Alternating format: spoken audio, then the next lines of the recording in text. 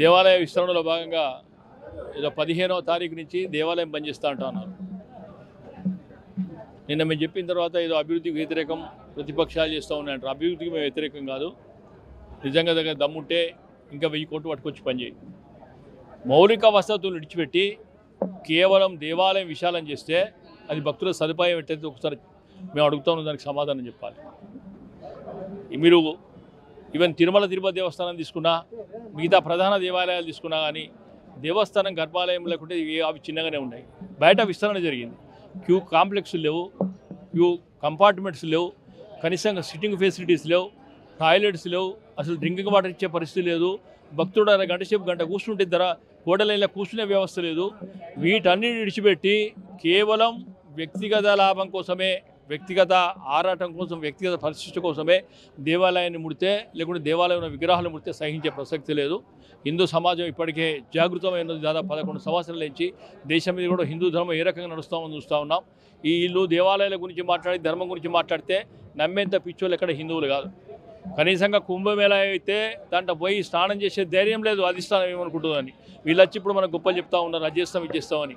ఎక్కడ కూడా ఈ సెక్యులర్ గవర్నమెంట్ దర్గా గురించి సమస్యలు చెప్పడే లేదు. మేము ఎవరు విస్తరణ చేస్తా అంటారు కదా, ఫస్ట్ దర్గా తీసేసి బయట పెట్టేసి మంచి బ్యూటిఫుల్గా కట్టించేసి ఎవడు వద్దంటలేడు. ఇలా దేవాదాయ శాఖ అధికారంలో లేకుండా ఎండోమెంట్ డిపార్ట్మెంట్ అడుగుతూ ఉన్నాం. వాస్తు ప్రకారం లేకుండా నైరుతి తగ్గింది, ఇది వాస్తు లేదు, ఆగమశాస్త్ర విరుద్ధంగా ఉంటే ఏ ఆగమశాస్త్ర విరుద్ధంలో మరి ఏ ఆగమశాస్త్రంలో ఒక దర్గా ఒక సమాధి నడి దేవాలయం ఉండదని చెప్పండి. మీకు దాన్ని ముట్టుకునే దమ్ముందా సెక్యులర్ గవర్నమెంట్ వీళ్ళకు? మరి వండి పక్క పెట్టి కేవలం డబ్బు లేక ఏం లేక పేపర్ల మీద చూపించి అది ఇప్పి కుప్పేస్తే బయట పెడితే 2-3 సంవత్సరాలు బంద్ చేసినట్టయితే దేవస్థానం ఏ రకంగా కష్టపడుతుందో, దేవస్థానం నమ్ముకున్న వేలాది మంది ఏ రకంగా బాధపడుతారో ఒకసారి ఆలోచించాలని చెప్తా ఉన్నాం. దీంట్లో భాగంగా కూడా 14 నాడు ఏది ఉన్నదో ఆ బంద్ను కూడా విజయవంతం చేయాలని కోరుతా ఉన్నాం. ప్రభుత్వం సెంటిమెంట్ తమ్మి హిందువుల భావాలు ప్రతి కూడా సెంటిమెంటే. ఇప్పుడు మనం నిలబడ కాడ బండ మీద కుంకుమ వేసిపోతే దండం పెట్టుకుంటూ పోతా ఉన్నాం. ఇలా నేను అడుగుతా ఉన్నాను, వాళ్ళు సెంటిమెంట్ దానికి సంబంధం లేదంటా ఉన్నారు కదా.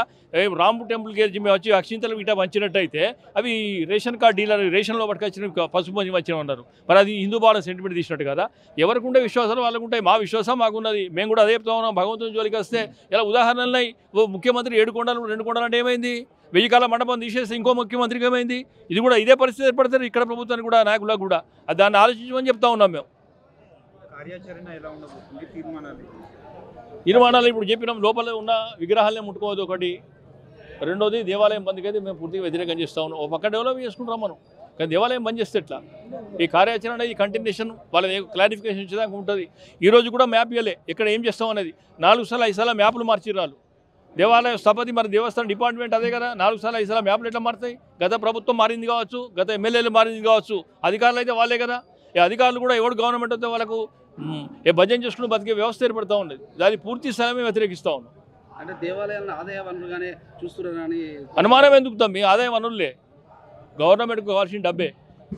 మనం వారణాసి పోతే కేవలం 350 రూపాయలు అభిషేకం చేస్తూ ఉన్నారు. ఇక్కడ 600-1000 రూపాయలు తీసుకుంటూ ఉన్నారు. కానీ కనీసం ఉన్నదా?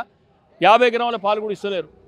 ఇప్పుడు కనీసం ఇక్కడ మీరు తీసుకున్నట్టయితే కోడలు రోజుకు 4 చచ్చిపోతూ ఉంటాయి. వాటిని కంట్రోల్ చేసే పరిస్థితి లేదు. కోడే కోసం అట్టహాసంగా వచ్చి పెద్ద షెడ్ నిర్మాణం చేస్తూ ఉన్నారు. నిర్మాణం స్టార్ట్ అయిందో చెప్పు మీరు.